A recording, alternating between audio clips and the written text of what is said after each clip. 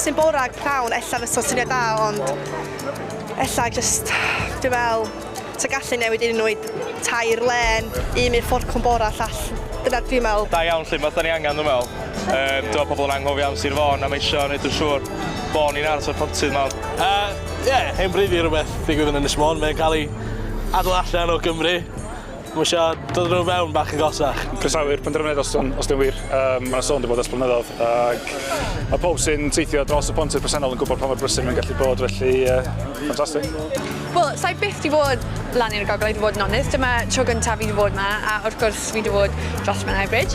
Ond fi'n siŵr bydd yn neis i'r traffig i bod da, achos o'n i'n clywed oedd a lot o traffig yn y bore yma. Na, mae traffig yn drwm ochr Bangor, ia. A unwaith ydych chi ar y bont, does dim traffig drwm ar bont fatha Britannia, so beth yw'r pwynt?